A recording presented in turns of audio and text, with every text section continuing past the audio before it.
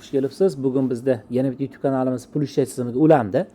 Xo'p, dastlab AdSense ochdik do'stlar. AdSense ochgandan so'ng pul ishlash tizimiga ulab oldik. Mana ko'rib turibsizlar, kanalimiz to'liq pul ishlash tizimiga ulandi mana. Bu videomiz hali pul ishlashga ulanmabdi, dollarda yo'q qo'yishlari kerak. Xo'p, kanalimiz necha kunda pul ishlashga ulandi? O'sak batafsil aytib beraman. 1-aprel sanasi ariza bergan ekanmiz. Bugun necha bugun?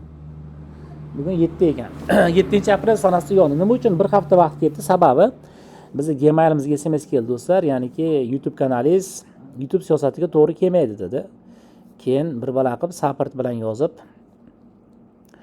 Saportga yozib ishni hal qildik. Mana ishimiz hal bo'ldi. Ko'plarda shunaqa bo'ladi do'stlar. Hozir nondaqa narsa chiqqan. Qani edi? Bu eski AdSense yo'q bo'lganim haqida.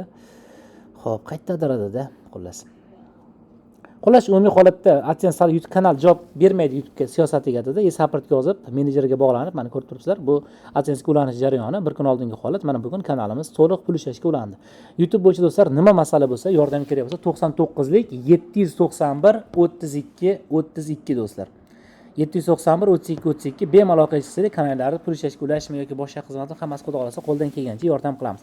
Faqat SMS do'stlar, SMS telefon qilmanglar faqat, chunki telefon qilsanglar ololmasligim mumkin. Zaynat tushib qolyapti telefonim ko'pincha. Shuning uchun iloji boricha Telegramdan SMS yozinglar yoki bo'lmasa juda ham zarur bo'lsa, ichida chirish zarur bo'lsa, xizmat summasini to'laymiz, konsultatsiya olamiz desanglar, SMS yozsanglar, oddiy SMS nomerimga qaytib o'zimiz aloqaga chiqamiz. Adminlarimiz aloqaga chiqadi yoki o'zim qaytib aloqaga chiqaman. 99 lik 791 32 32 do'stlar. Asosan o'zim telefon qilaman lekin. Faqat telefon qilaman, login parol so'rasam telefon qilaman. Telegram yoki SMS yozsanglar, qolganini gaplashaveramiz do'stlar. Salomat bo'ling.